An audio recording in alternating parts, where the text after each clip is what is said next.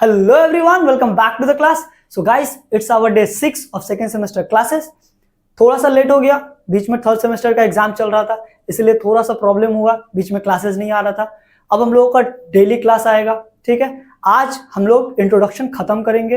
हम लोगों का इंट्रोडक्शन में दो टॉपिक बचा हुआ था, मेथड ऑफ कॉस्टिंग और टेक्निक ऑफ कॉस्टिंग, और हम लोगों का जो इंट्रोडक्शन है वो पूरा का पूरा खत्म हो जाएगा, ठीक है। आज के वीडियो में हम लोग इंट्रोडक्शन को खत्म करेंगे और कल से हम लोगों का जो कॉस्टिंग का मेन चैप्टर्स है मटेरियल, वहां से स्टार्ट करेंगे। कल का जो वीडियो आएगा उसमें सम्स वम्स बहुत कुछ हम लोगों को करना है, ठीक है। अगर आप लोगों को नोट्स चाहिए, टेलीग्राम चैनल का लिंक दिया हुआ है, वहां पे जाओ। आप लोगों को ये जो इंट्रोडक्शन का जो हम लोगों का दूसरा जो पीडीएफ है वो आज के वीडियो के साथ हम लोग अपलोड कर दिए हैं, ठीक है। चलो हम लोग स्टार्ट करते हैं आज का video. So let's get started.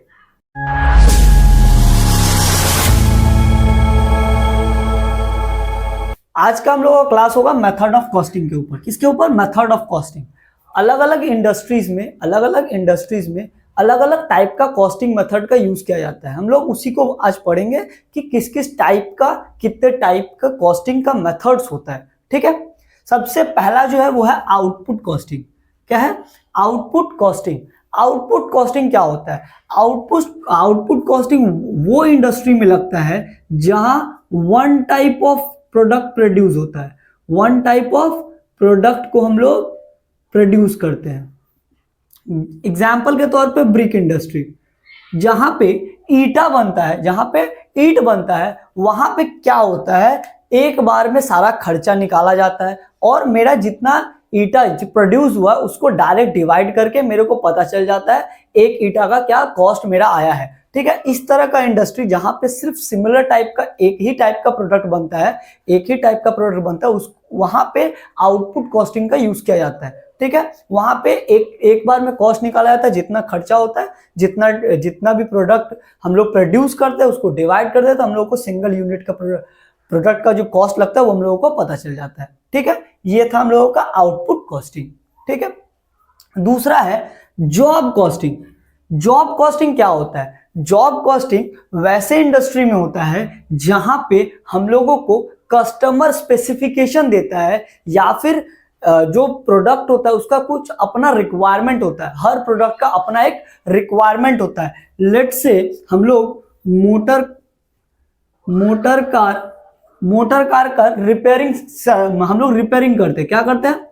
Motor car repairing करते हैं, ठीक है।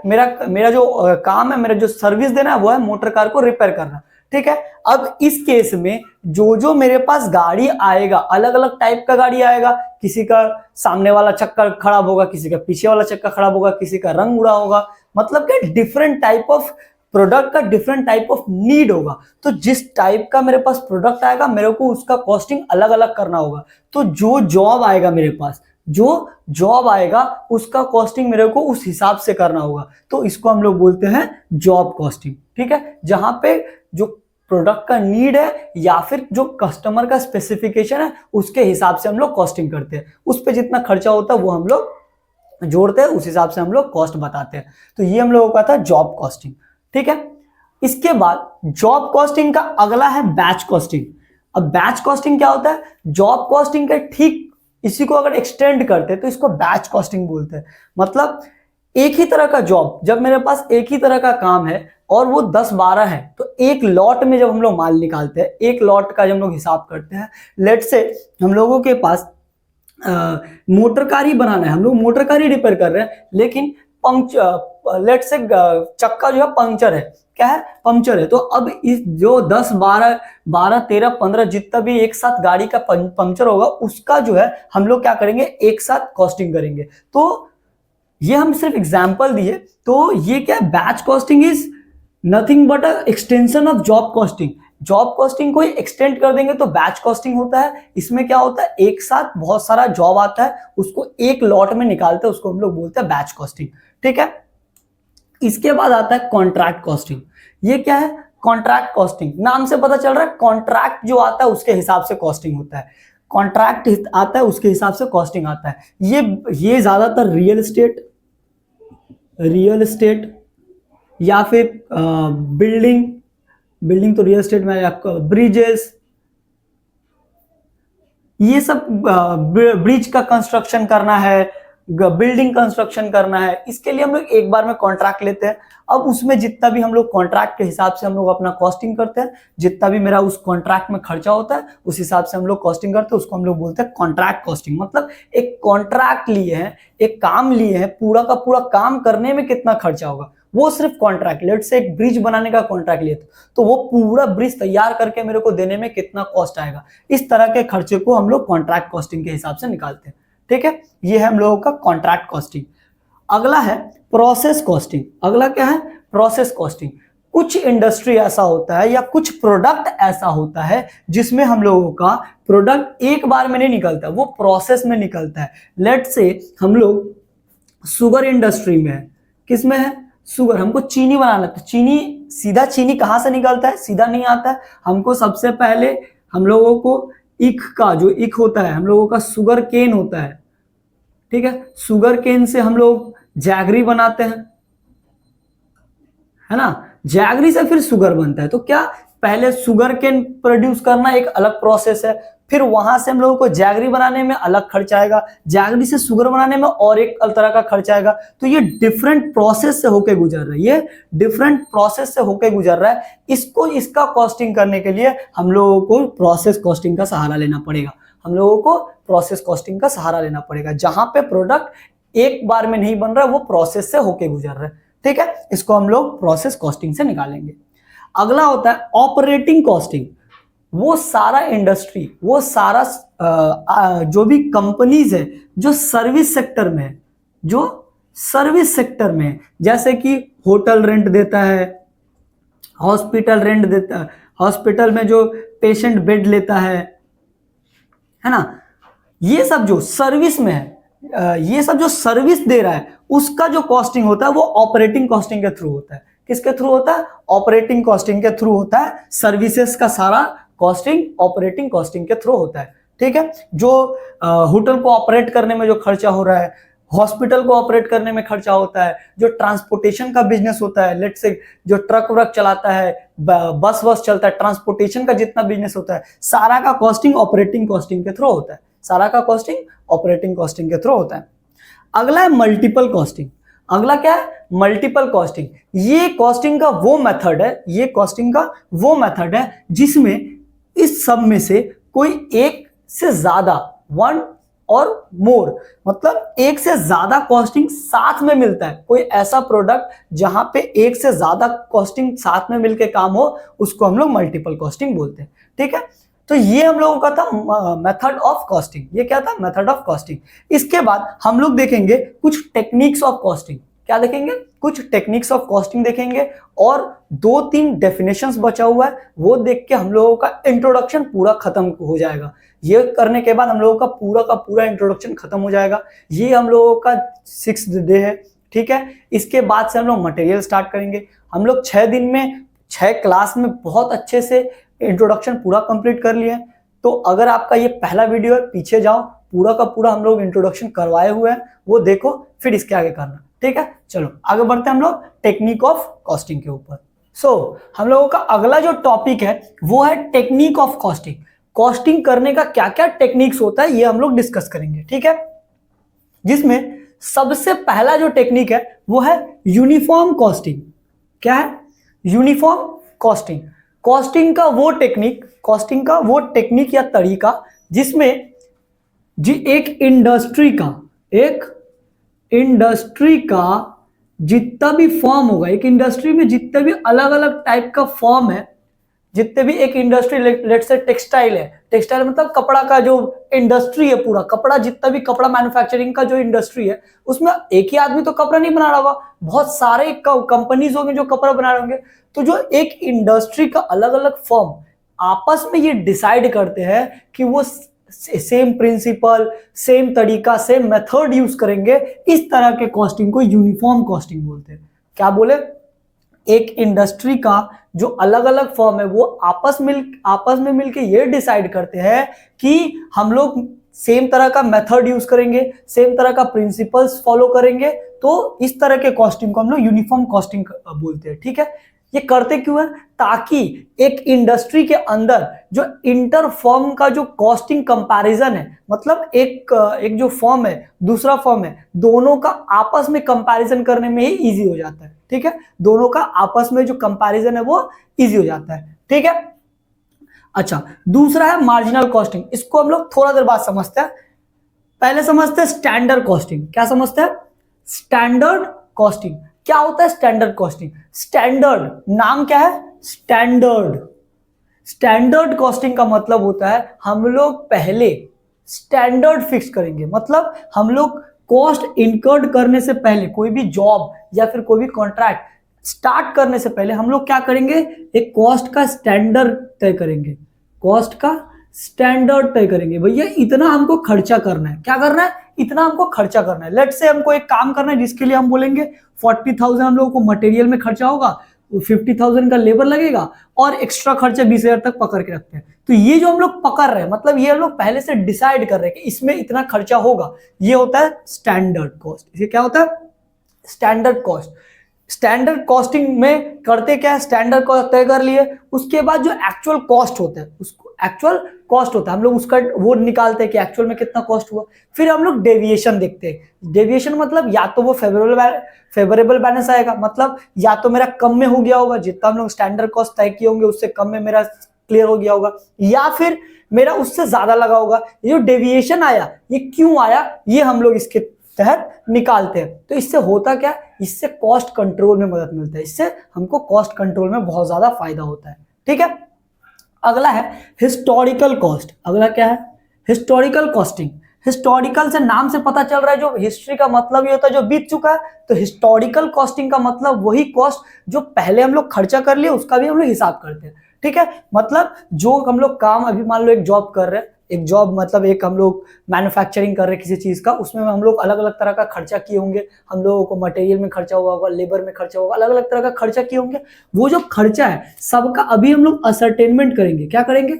असरटेनमेंट, कि भैया मेरा टोटल खर्चा हुआ कितना।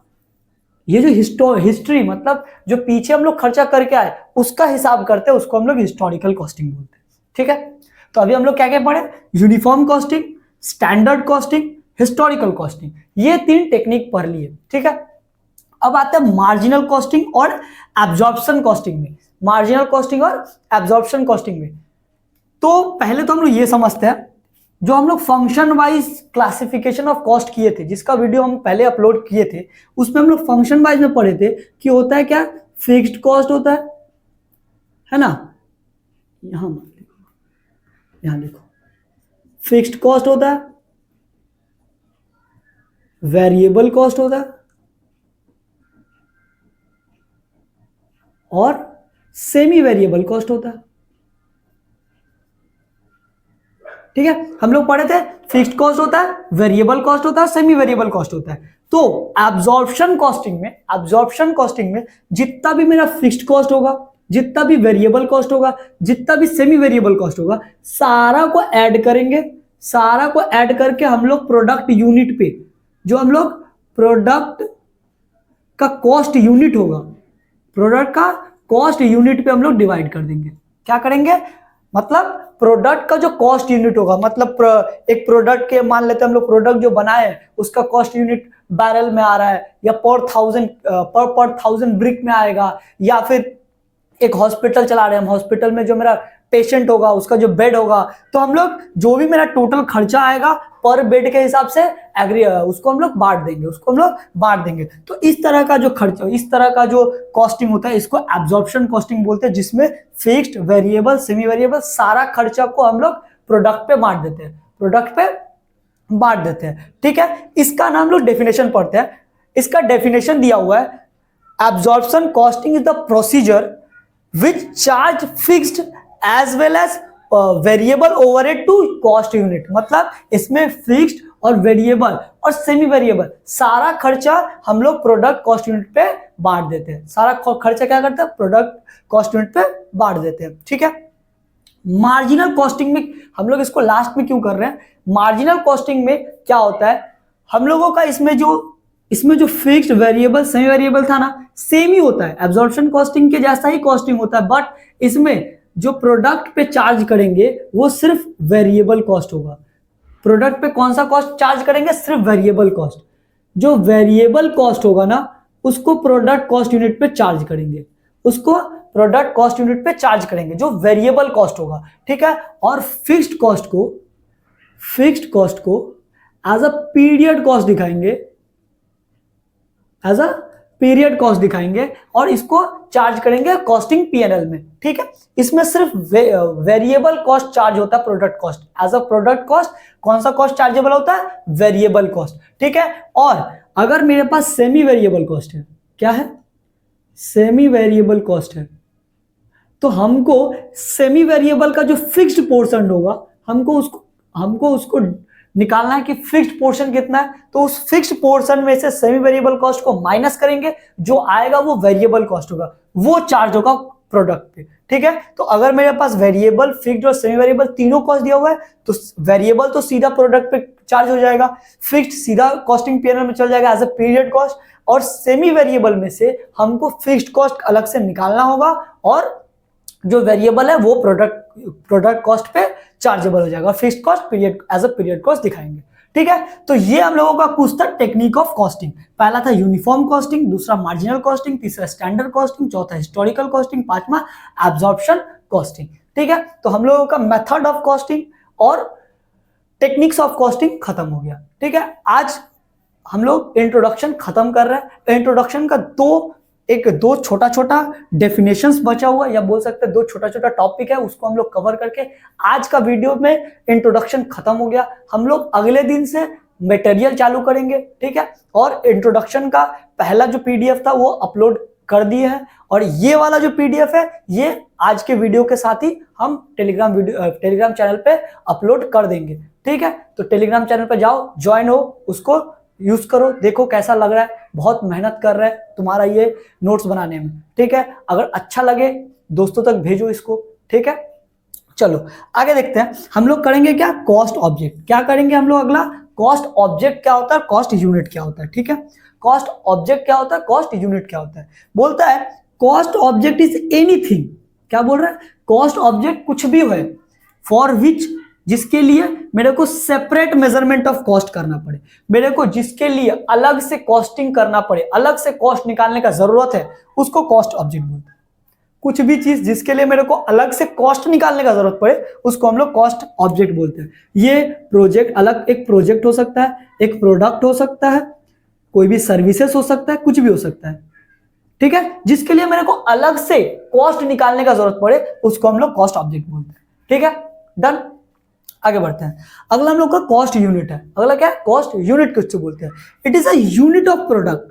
देखना, यूनिट ऑफ प्रोडक्ट का मतलब, यूनिट बचपन में पढ़ा होगा, यूनिट का मतलब क्या है? इकाई होता है, मतलब एक। हम लोग एक जब बड़ा प्रोडक्शन करते हैं तो उसको हम लोग एक किसको मानेंगे? उसका यूनिट क्या होगा, उसको कैसे मापेंगे, मेजरमेंट का क्या यूनिट है, उसको हम लोग बोलते हैं unit of a product. Product का क्या यूनिट होगा? अगर मेरा सर्विसेज, हम मेरा काम सर्विसेज देने का, सर्विसेज का क्या यूनिट रखेंगे? टाइम, अगर टाइम रिलेटेड कुछ है जिसके लिए in relation to which cost में बी असर्टेन, जिसके लिए मेरे को कॉस्ट असर्टेन करना पड़ रहा है, जिसके लिए, जिस चीज के लिए मेरे को कॉस्ट असर्टेन करना है, उसका यूनिट क्या है, उसका यूनिट क्या है? जो यूनिट होगा उसी को हम लोग कॉस्ट यूनिट बोलेंगे। उसी को क्या बोलेंगे? कॉस्ट यूनिट, ठीक है। कॉस्ट यूनिट का एक एग्जांपल देते हैं। अगर हम, मेरा ब्रिक इंडस्ट्री है, क्या है? ईटा का इंडस्ट्री है, पर 1000 ब्रिक में हम लोग मापते हैं, है ना, पर 1000 ब्रिक में कितना खर्चा हुआ है। अगर मेरा हॉस्पिटल का बिजनेस है, अगर मेरा हॉस्पिटल का बिजनेस है, पर बेड, पर पेशेंट, इस तरह से हिसाब होता है, ठीक है। अगर मेरा होटल इंडस्ट्री है तो मेरा पर रूम के हिसाब से खर्चा होगा, है ना, पर रूम या पर डे। तो ये है हम लोगों का कॉस्ट यूनिट, ठीक है। हम लोगों का जो नोट्स है उसमें डिटेल में दिया हुआ है कुछ बिजनेसेस और उसका जो कॉस्ट यूनिट है, ठीक है, वो आपको टेलीग्राम चैनल पे मिल जाएगा, ठीक है। तो ये था हम लोगों का पूरा कॉस्टिंग का इंट्रोडक्शन, ठीक है। 6 दिन में हम लोग करवाए हैं, बहुत ही डिटेल में करवाए हैं, तो पूरा वीडियो देखो जाके, ठीक है। कल से हम लोग मटेरियल चालू करेंगे हम लोग कॉस्टिंग में। हम लोगों का अब जो क्लासेस होगा बहुत ही ज्यादा इंटेंस होगा, क्योंकि अब हम लोग सम्स के तरफ जाएंगे। ये हम लोगों का इंट्रोडक्शन था, इसलिए हम छोटा छोटा वीडियो बना रहे थे और थोड़ा सा बीच में प्रॉब्लम हो गया क्योंकि थर्ड सेमेस्टर का एग्जाम था। अब हम लोगों का रेगुलर इंटरवल पे वीडियो आएगा। सो वीडियो अगर पसंद आ रहा है तो यूट्यूब चैनल को, हम लोगों का जो चैनल है उसको सब्सक्राइब करो,